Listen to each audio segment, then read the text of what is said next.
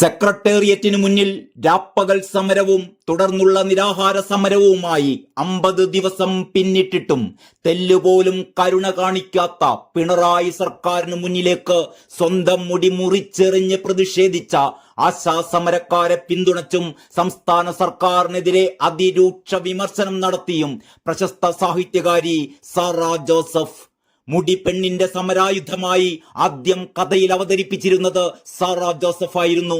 മുടിത്തെയ്യമുറയുന്നു എന്ന പ്രശസ്ത കഥയിലൂടെ ലളിതയുടെയും സനാതനന്റെയും മന്ത്രവാദികളുടെയും കഥ പറഞ്ഞ മലയാളത്തിന്റെ പ്രിയപ്പെട്ട എഴുത്തുകാരി ആ കഥയുടെ ആ സത്തയും സന്ദേശവും വീണ്ടും ഒരിക്കൽ കൂടി ആവർത്തിച്ചിരിക്കുകയാണ്.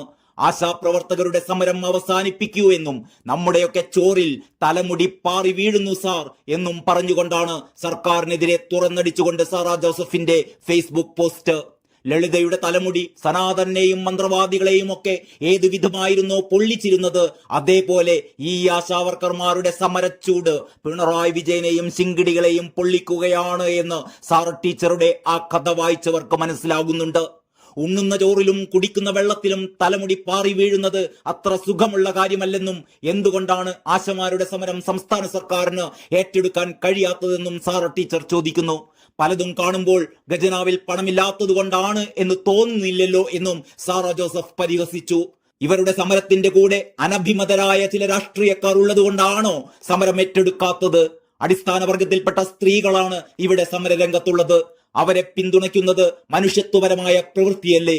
ഇടതുപക്ഷത്തിന്റെ അഭിമാന പ്രശ്നമായിട്ടാണോ അതോ പൊരിയുന്ന വയറിന്റെ പ്രശ്നമായിട്ടാണോ ഈ സമരത്തെ സർക്കാർ കാണുന്നത് എന്ന് സാറ ടീച്ചർ ചോദിക്കുന്നു. കേന്ദ്രമാണ് ഓണറേറിയം കൂട്ടേണ്ടതെങ്കിൽ ആശമാരെ കളിയാക്കുന്നതിന് പകരം കേന്ദ്രത്തെ രൂക്ഷമായി വിമർശിച്ചുകൂടെ? നമ്മൾ വിശിഷ്ട ഭോജ്യങ്ങൾ അകത്താക്കുമ്പോൾ, ഏറിയ സുഖസൗകര്യങ്ങളുടെ കുളിർമയിൽ കൊടുമ്പയിൽ അറിയാതിരിക്കുമ്പോൾ, മൃദുവായ വൃത്തിയുള്ള മെത്തകളിൽ ഉറങ്ങുമ്പോൾ ഒരു ദിവസം കഴിയാൻ 232 രൂപ തികയില്ല എന്ന 26,000 സ്ത്രീകളുടെ പ്രശ്നം നമുക്ക് മനസ്സിലാവില്ലേ എന്നും സാറാ ജോസഫ് പോസ്റ്റിൽ ചോദിക്കുന്നു. സമരം ചെയ്യുന്നവർ 400 പേരെയുള്ളൂ എന്ന വാദം കൊണ്ട് പരിഹരിക്കാവുന്ന സാമ്പത്തിക പ്രശ്നമല്ല ഇതെന്നും 26,000 ആശമാരിൽ കടക്കെണിയിലല്ലാത്തവർ എത്ര പേരുണ്ടെന്നും സാറാ ജോസഫ് ചോദിക്കുന്നു.